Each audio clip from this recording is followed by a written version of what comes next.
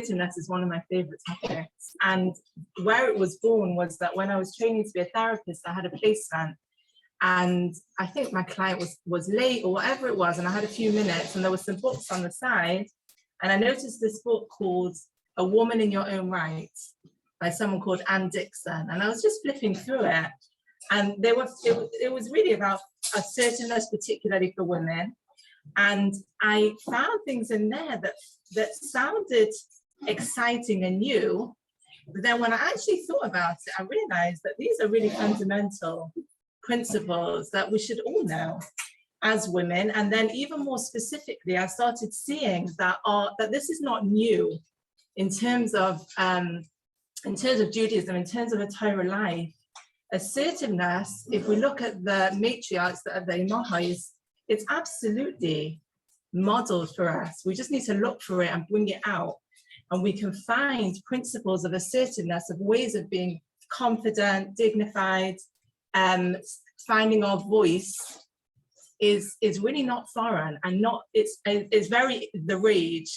Women, assertiveness courses for women, but for us, it's old news. We just need to go back and bring it up, which is obviously the motive of today's share. So it just to reinforce this point, that Rabbi Youngway said Shalom used to quote "Hafaych bar, kolay bar." You know, turn it over, everything's in it.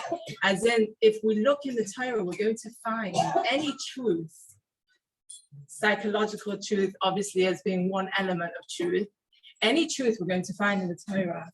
So that's what we're going to do today, is to really take a magnifying glass to assertiveness and find where it's rooted. So I want to start off by quoting from Koheles, the passage that says, "V'asher asa Elokim es ha'adam yashar," that Hashem created a person yashar, which literally means straight. V'heim bikshu cheshbonos rabim, they go out and they seek many thoughts. So we're going to contrast here. We've got this yashar, so we've got this inner, straight, confident, focused voice. And then we've got cheshbonos rabim, what I translate loosely as meaning insecure thinking. Okay, and that's for all of us. That's how we've been created. There's no person in this world or beyond in this room or beyond this room who doesn't have that push-pull of having that inner voice and then having these external ways of thinking that creep in that start to confuse and cloud that straight, confident inner voice. It's interesting, actually, my son is musical, my 17-year-old, and he got a new electrical guitar and he was playing it and he's like, "Mommy, the sound is really not strong, like the music's not strong." And then he started laughing because there was a plastic piece, obviously protecting it, which he had removed. As soon as he removed it, the music came up. And that's really how I see it, that we all have this music playing inside us. We're all connected to Hashem, and we have a very strong inner voice guiding us towards what's right for us, towards what's right for our loved ones, towards decisions that are correct, and the ways of looking at things, and towards a warm, compassionate inner voice. And yeah, we have a plastic piece that comes on top of it. And we're going to look specifically at what are those things that we tell ourselves, and how, again, can we go back to the model of the imahos to help us debunk the myths that stop us believing in ourselves and stop us finding that inner confidence. It was interesting, the other day I was sitting with a client and I literally watched her go between these two voices. I mean, we all are anyway, but just because I was in that position of listening to her, I could see she was very unsure, very unsure of herself. Then she would slip into feeling more hopeful, which was obviously her yashras, her inner voice. And then she would go back and start questioning, "Yeah, but it's not going to work anyway, so what's the point?" And then she would say, "Oh, I don't know. I mean, I'm not going to give up, am I?" So she would go back and forth. And it was just such a live demonstration to me of really what we're all doing. in different contexts and different relationships, that we all have that place inside us where we feel empowered, and we all have that place, that voice, or those thoughts that create disempowerment. And that's something that's not embarrassing, and not something that we need to hide away from, but it's also not something that we want to just let control us either. So obviously putting it under the magnifying glass in a context like this helps us to start to recognize when we're in each place, and most importantly, obviously, to help gently guide ourselves back to a healthier place when we do get stuck in the insecurity. So just a disclaimer, assertiveness is not manipulation to get our own way. Okay, I'm not here to tell you, how to carefully steer conversations away from what you can't be bothered talking about, or what we don't want to face, and just smooth things over and make people do what we want. Assertiveness is about really showing up in the world in a confident, genuine way. That's really what we mean when we say assertiveness. It's about being real in the world. So basically, in order to start understanding assertiveness, to me, we need to know what gives us a right to be assertive. What gives us a right? Why should we be able to have a voice, to feel confident, that it's okay that there are things we're ready for and things we're not ready for yet, that we're able to have limitations, that we're able to accept our feelings? What gives us the right to do that? So if you look in this book, it's just got one piece missing to me, where she's laying out all the rights and all the assertive behaviors, and she's right. She's absolutely right in all of them. But what she misses out is why. Why is it that we can articulate what we want? Why is it that it's okay to say no if something's we're not ready for something, or something's not right for us? And why is it that we can act and expect to be respected and act in a dignified way? What gives us the grounding for that? And the answer to that is because Hashem created us. That is really the grounding for assertiveness. Because we're royal, because we're Hashem's kids, that means that we have a right to stand up for ourselves, to not be walked over, manipulated, talked down to, criticized, dismissed. That's what gives us that right. It's interesting because we were in Israel over Pesach, and we were driving back from Netanya, and we stalled outside Beit Shemesh. So we needed to call into Beit Shemesh to get someone to come. And there was this fabulous service called Yedidim. I think they have a branch of it here as well. And this adorable young Hasidic guy rocks up in his little car. And he really worked for a while, because by the time he came, the battery had also gone flat, because we'd had the lights on, for the kids or whatever. And I was sitting in the back, and I thought, should I feel guilty? Like, he's come out, whatever it was, I think it was a Tuesday evening, like he's come out, he's given our of his time. Should I feel guilty? And I started feeling myself going into that guilt place. And then I thought to myself, imagine Kate, Princess Kate, yeah, she's sitting and they stalled somewhere, whatever it was, yeah, would she feel guilty that someone had come out? She'd feel grateful. I'm sure she'd be gracious about it, but she wouldn't feel like this is wrong. Like, why is someone giving me time? Why is someone taking of their energy and giving it to me? Because she knows she's royal. It's okay. Like, there's a comfort about receiving. And I thought to myself, it's the same thing. Like, I'm Hashem's daughter. And obviously it doesn't mean I only take, of course I give as well. But in that moment, I needed to receive. And there's a place in me that can receive from a confident, gracious, comfortable place. And it really helped to shift this. Obviously, we're very grateful, and I mean, he was having the best time anyway. Like, he was loving every second of it. But it was quite interesting for me to see how, yes, we need to lean back on, this is on Hashem's shoulders. It's not actually my business whether I feel worthy of something or not, or whether I feel, no, it's okay for someone to speak to me like that. It's actually not up to us. We are royal, in the same way that if Kate allowed herself to be disrespected, really in a way she's disrespecting the Queen with that, because she represents the Queen. So too, it's the same. Now, what's interesting is that when we look at Sarah Imenu, Sarah, her name actually means royalty. And in Parashas Vayera,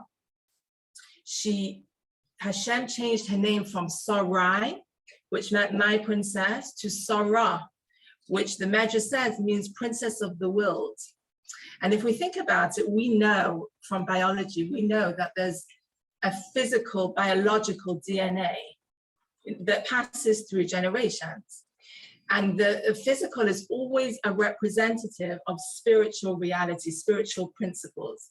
So the same way that there's a physical DNA that passes through generations, there's also a spiritual DNA, which means that whatever traits that Imahes had are in us, we can bring those to the surface.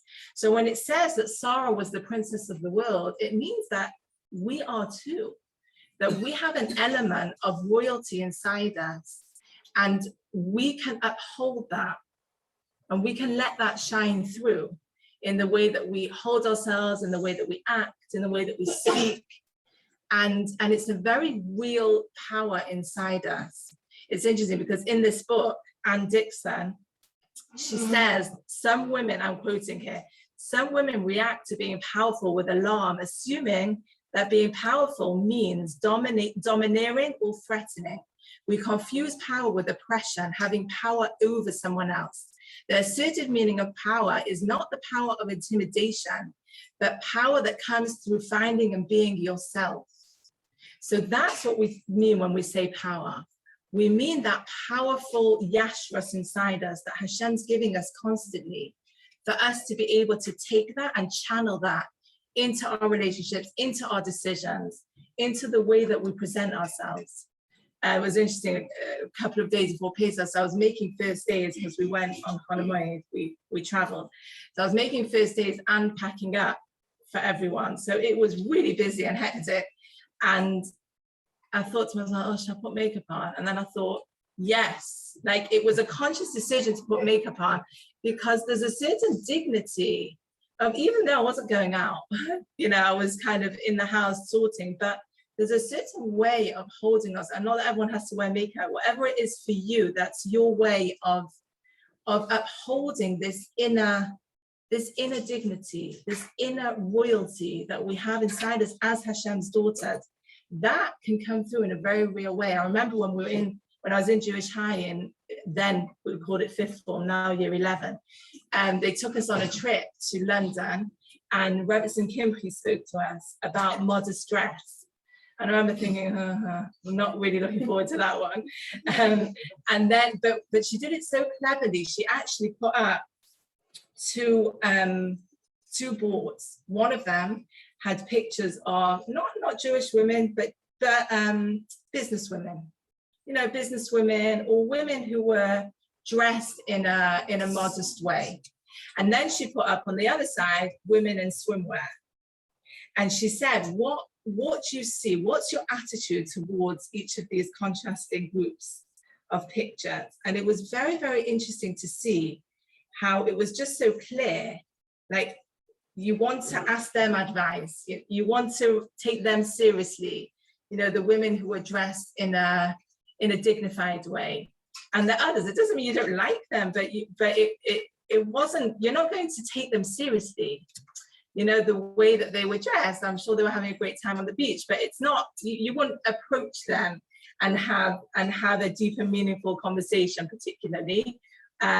So it was a very clever way really of showing us girls at the age of 16 how, you know, modesty is not about hiding at all. You don't think that businesswoman standing up looking dignified and put together is hiding.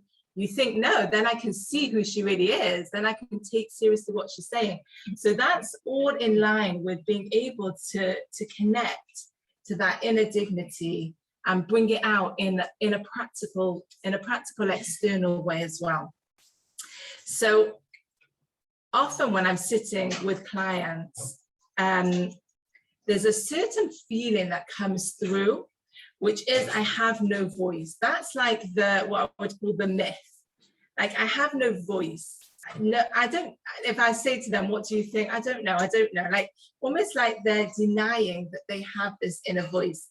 And when I was looking up, like I said, in the Torah sources, it was very interesting to me that with the story of Abraham and Sarah, Abraham and Sarah, where Ishmael was influencing Yitzchak, their son.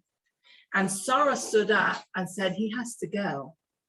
Obviously, it wasn't her son, it was Abraham's son.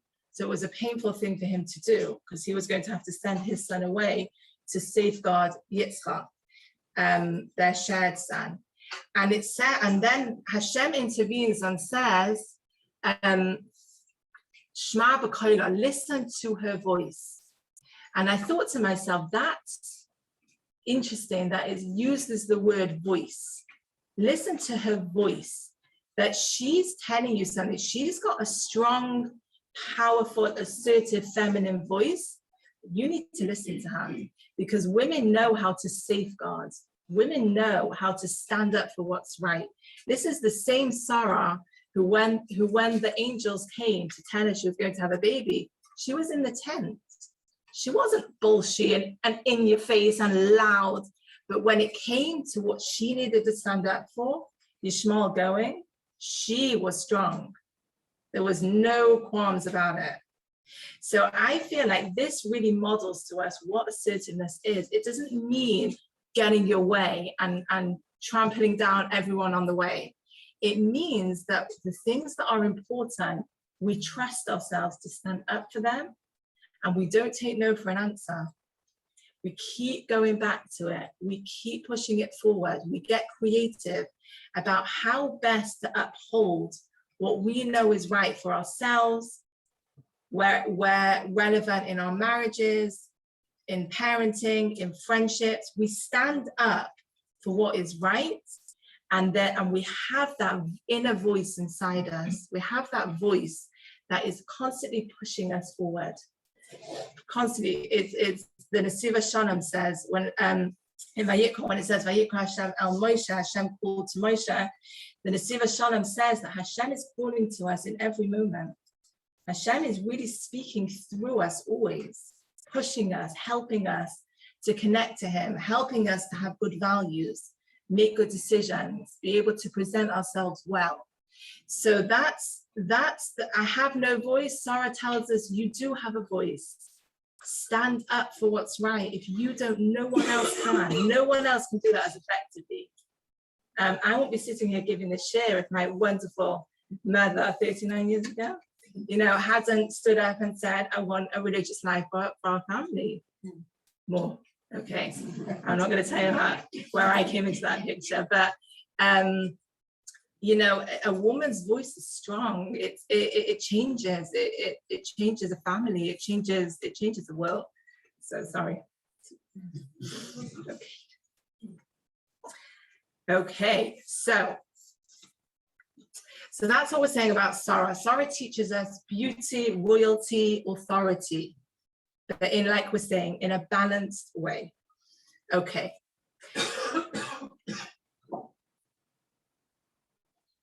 So it's interesting because there's an excellent book, I don't know if any of you have come across it, called The Empowered Wife. And it's a very, very good mindset for being a wife and not controlling, and being able to just give the husband the space to be able to actually grow towards what his wife wants him to be. And I remember seeing in one of the Jewish magazines a few months ago, I remember seeing a letter from a Rebbetzin, Slavi Jungweis, I think she's spoken for Sia before, wonderful speaker.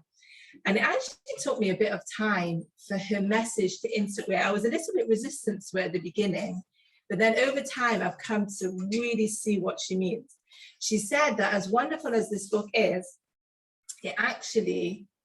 there's one element that's missing, which is that, yes, do not be that controlling, henpecking wife for sure. But there's also room for challenge. And in that book, there's no room for a wife to challenge her husband or challenge what's going on in the family and put her foot down and take a stance on things. And at first, because I really like the book and I've recommended the book to a lot of people to read, and it is excellent, I was quite resistant to that, but she's not that she needs me to say it, but I've come to realize how right she is. That all the wisdom in the book is true, but a Jewish woman needs to know that her voice is important. And yes, for a lot of things, she needs to just turn a blind eye and just like let go, basically. But there are certain things, no, I'm not letting go on this. This, not because of me and I'm offended, but because this is where my inner strong voice is coming through and saying, I need to put a boundary here. This is not right for our family. You know, we need to make this decision. We need to bring this in. We need to get advice from this person. That is where, that's where the exception is to this excellent book, which I do plan to do a share on at some point, actually. So yeah. So then I'm going to move over to Rachel. I feel very connected to Rachel. We actually went to Cave of Rachel when we were in Israel. I went twice, actually. And to me, her story is so meaningful. And again, like we said before, we all relate to it in our own ways. It's not just a historical story. It's a story that implanted within us the foundations for any challenge that we go through in life. So her story is that she was going to marry Jacob. And Lavan, her father, twisted it in a way that he set up, that he was going to pretend it was Rachel, but really it was going to be Leah behind the veil. So actually, Rachel and Jacob had made a pact between them because they knew this might happen. And they made certain signs that they were going to give each other to verify that it really was Rachel, not Leah. And then she was switched, and Rachel just realized that she couldn't change this, that Leah was going to marry her beloved fiance, Yaakov. But instead of getting resentful and instead of getting aggressive or victimized by this, she actually actively went and taught Leah the signs so that Leah would enter her marriage with her destined Yaakov, would enter that marriage in a confident, non-embarrassed way. And to me, it just really personifies how wholeheartedly Rachel lived. Renee Brown uses that expression. She's a very famous TED Talk presenter. She uses the expression wholeheartedly, to live life wholeheartedly, not hiding all that resentment back and pretending to be all happy for her, not punishing her with passive aggressive looks and rolling her eyes and giving her the silent treatment, but wholeheartedly coming forward in a painful situation and saying, this is how it has to be. And this is painful, that I'm going to actively find my place in this and make a good choice. That's what Rachel teaches us. The compassion that she had for her sister, even in circumstances that were so painful for her. And I think, to me, that's why I never thought about it before, but I think that's why I feel so connected. When I'm going and I'm davening for clients, obviously I know a lot of very painful situations just through my work that people are struggling with, and somehow going to Rachel, who understood pain. She understood what it was to lose, and to come at that from the strongest possible place that she had. To me, that's a place that, and I could see how many people were drawn to that place. It's so busy there.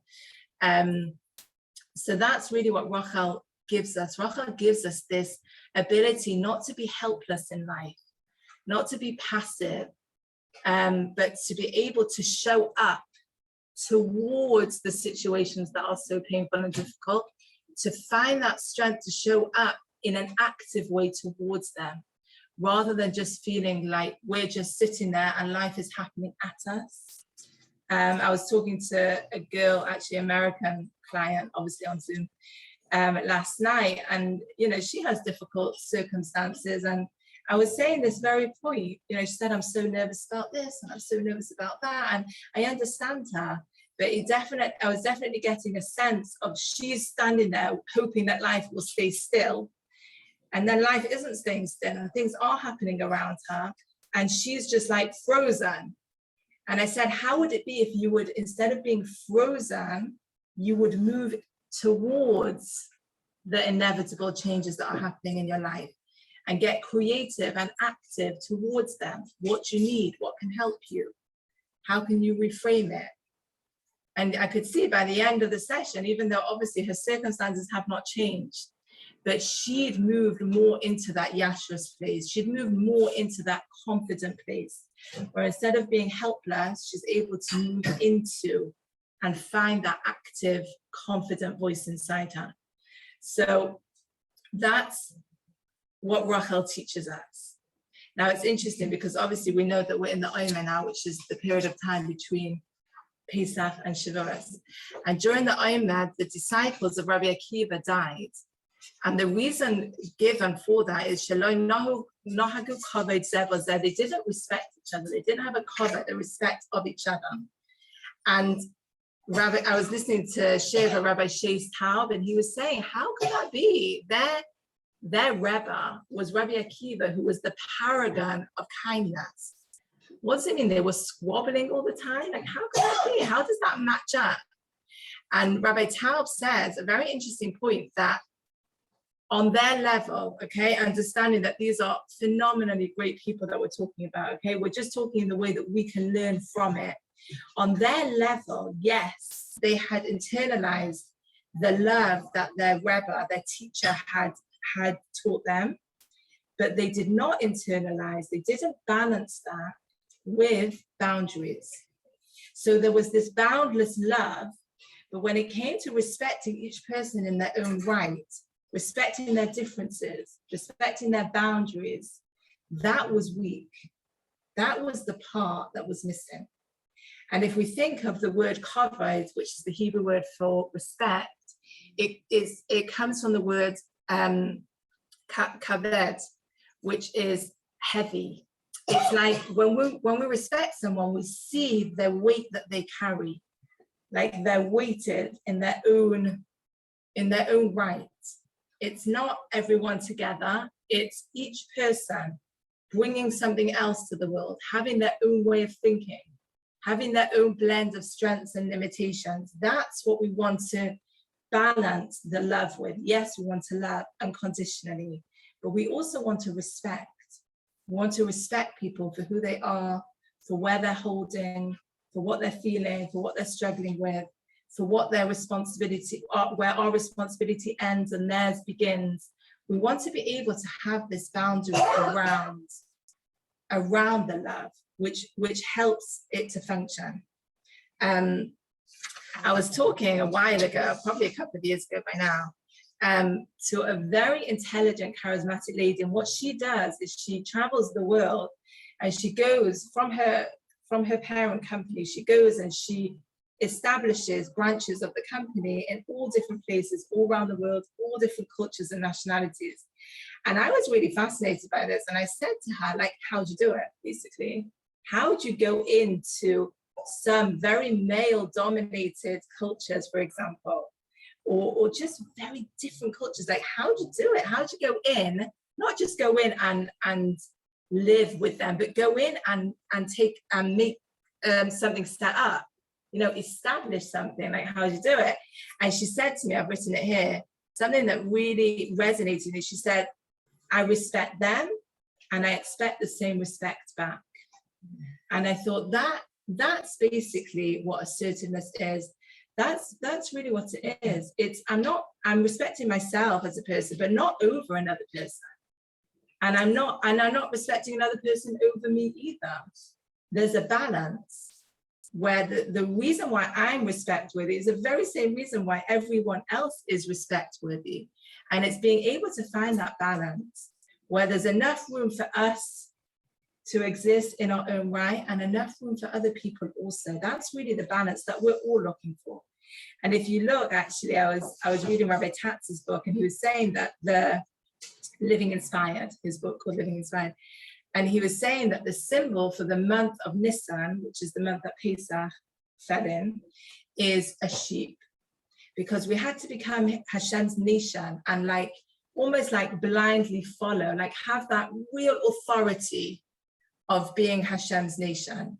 Like when we were in Israel, we went for a walk. As you do in Israel, went for a walk, and there were rows and rows of trees of esrogim there, just like by the way on the side of the path. And then something else we saw was this Bedouin, and all the sheep just following, right? There's a certain element where we don't understand Hashem's ways and we just follow. We follow what he tells us. There is definitely an element of that. And then we move into the year, to the month of Iyar, which is the month we're in now, which is represented by an ox, which is a strong animal. There's a place as well to be strong, to find our own truth within the Torah and our own personal way of going through that. And like we said before, what's right for us, our marriages, our families. And then it moves into the next month, which is Sivan, where we're given the Torah, which is the symbol is twins, which represents balance. And that's really what we're aiming for. We're aiming to take that compliance. Doesn't mean we want to take a stance on everything. We all know people like that. We do not want to be those people who is, taking a stance on everything and very opinionated and very strong-minded about everything. We need to learn to let go of things for sure, right? So that's the like passive sheep, just going with the flow. Then there's the ox, the things that we do want to take a stance on, the things that are important and strong. And then there's the twins. There's the balance of the two that we're all aiming for. We are not going to get it all the time. Anyone who's ever heard me speak before knows that I'm a massive advocate that we are not perfect. Okay, so when I say we are aiming for that balance, there are going to be times when we realize that we let something go that we should have been stronger on. Or there are going to be certain times when we realize we've taken a stance on something that we really should have just let go. But what we're aiming for is a balance of the two. We're aiming to be able to take that modesty and easygoingness and balance that with not being scared to have a voice, to stand up, to fight, to actually fight, not people, but to fight for what is right. That's something that the Imahos very, very, very strongly teach us. If we move to Rifta is the paragon of, Rebecca is the paragon of Chesed. And it's very interesting. My husband told me that there's I think it's the Beis Halevi who says that when she came to the well, the sign was for Eliezer, was looking for a wife for Rifta. Sorry, a wife for Yitzhak. The sign was, if she gives the camels to drink, then we can see she's got chesed in her and we would like to take her as a wife. So she's coming to the well and she sees this person, Eliezer, there with all his camels. And she thinks to herself, okay, I'm going to offer to give some drink to him. But if I give him a drink, then I'm not going to want to drink the rest of the drink from this strange man. I'm not going to just drink the rest. Yeah, even in those days, she realized, right? So she said, but I don't want to spill it on the floor because that's going to be embarrassing and it's going to be demeaning to him. So I offer to give the rest to the camel. But if I only give the rest of that one pitcher to the camels, then it's going to be really obvious. The only reason I gave it to the camels is because I don't want to drink the rest of that drink that he is drunk from. So that's why she says, I'll give you a drink and I will give all your camels a drink. Because she wanted to give him and not make it obvious that she wasn't drinking the rest and just giving it to the camels. So that's why she gave all 10 camels to drink. And so massive sensitivity. Again, we have this inside us, ladies. We have this exquisite sensitivity of how she thought about how to give in a way that was so, to me, yeah, the word exquisite comes to mind, so expertly sensitive. But then when Yitzhak wants to give the brachas to Esav, who Yitzhak believed, because he was such an intensely great person, he couldn't imagine that Esav was the Rasha that he actually was. So he intended to give the brachas to Esav. Rifta saw through this. She had the perspective to see beyond what Esav was presenting as, and how he was playing his father. And she was able to see the bigger picture of it. Again, we have this ability to see the bigger picture of things. So she changed, as we know, she tricked Yitzchak into thinking that it wasn't, it actually wasn't Esav, but she tricked Yitzchak into thinking that it was Esav when really it was Yaakov. And Yitzchak cries when he finds out. And I want to bring out this point because I think it's so important, that that very same exquisitely sensitive, kind-hearted person that Rivka was is the very same Rivka who, when it came to doing something she needed to do, even though Yitzchak was going to be so devastated by it, she did not hold back. She went forward and did it. And to me, that's why she's the paragon of chesed. That's why she's the paragon of kindness, because she shows us that kindness we want to do with a full heart. When it comes to a time when there's a boundary, when we have to put our foot down about something, when we have to say no, it's not about people pleasing. That's not what chesed is. That's not what she teaches us. She doesn't teach us people pleasing. She teaches us kindness. And kindness sometimes means that we have to challenge someone. Now, what's interesting is if we contrast Sarah and Rifta, Sarah verbalized it. Listen to Sarah's voice. She came forward with a strong, overt voice. Whereas Rivka did it behind the scenes. Rivka did it in a very silent way, almost like a passive way, but obviously very active in the way that she changed the results. And I think it's important for us as women to know that sometimes it is about having a voice and putting our foot down and making a boundary and saying no. And sometimes it's about using that feminine intuition to just steer things and preempt certain situations and find creative ideas for how to implement what we know is right, what we know from that inner wisdom is right. To me, that's very clearly demonstrated by the two contrasting ways in the way that they both upheld not only their families, but all of us sitting here right now, the future of the Jewish people. Both of them upheld it, but they went about it in very, very different ways. So just knowing that assertiveness, holding back from being nasty back to someone is a very assertive trait.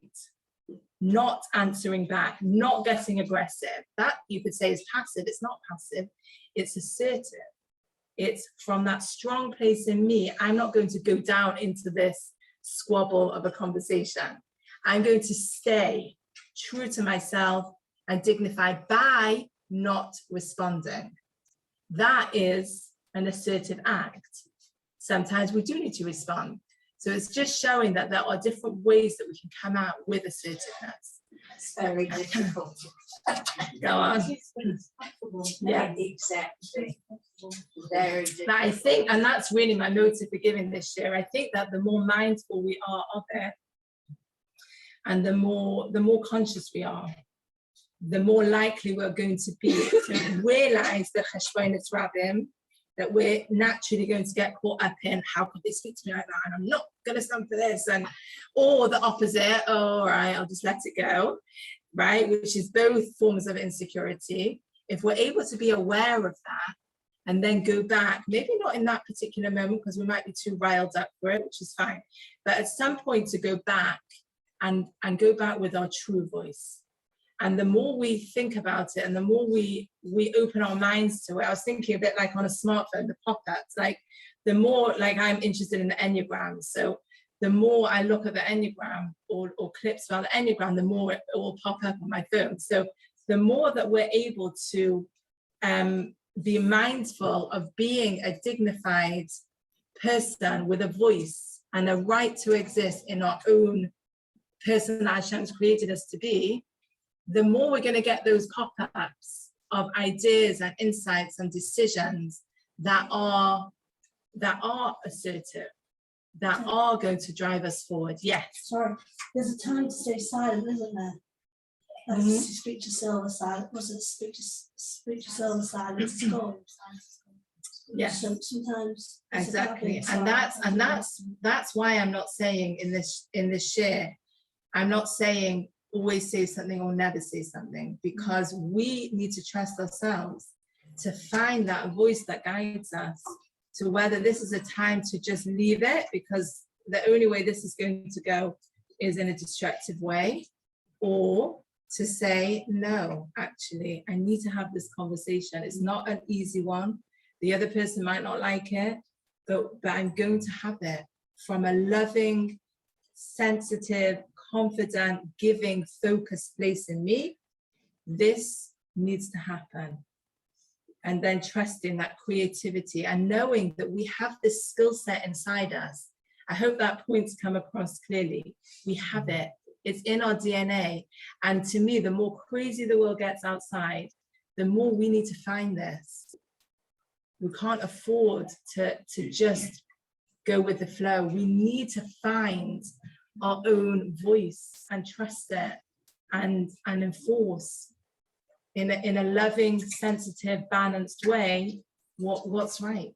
We need to be able to do that, particularly because the world is spinning out of control on the outside, and people are suffering and confused and very incompetent and very lacking in identity. So we need to go back to our basics. We have all this. We have identity. We have confidence. We have values. We have an anchor inside us. And that's really what today's share has been about. It's been about finding that anchor that we have and trusting that it's there. You know, I lost something the other day, and I knew it could only be where I was standing in my bedroom. Like, it couldn't be anywhere else. So I looked and looked and looked, and I found it. Right? If we know something's there, we're going to look and look and look until we find it. And that's really what we're saying today, that we have inside us tremendous power and wisdom and focus and confidence and dignity. And no, we're not always going to feel it. No one does. But if we can be committed to keep looking for it and keep finding it and keep getting support from other people to point us back in that direction, then we're able to use all these tools that we have inside us and use them towards the situations and people that are so precious to us. So thank you for listening. I always do at the end, I always do just half a minute, just to think about the different points that were spoken and how they resonated with you, because this is our point, that it's, you know, everyone here is an expert in their lives.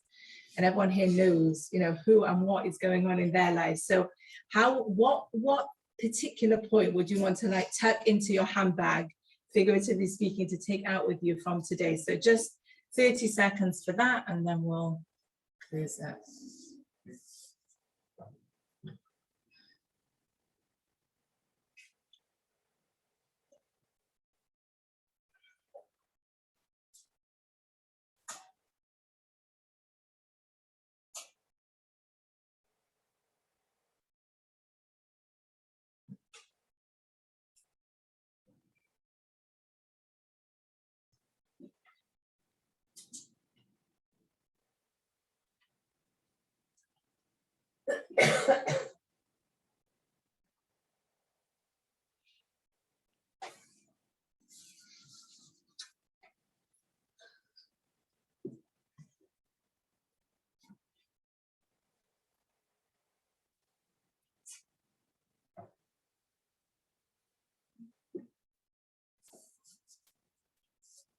Okay, great. Thank you for listening. I'm going to be speaking next week and building on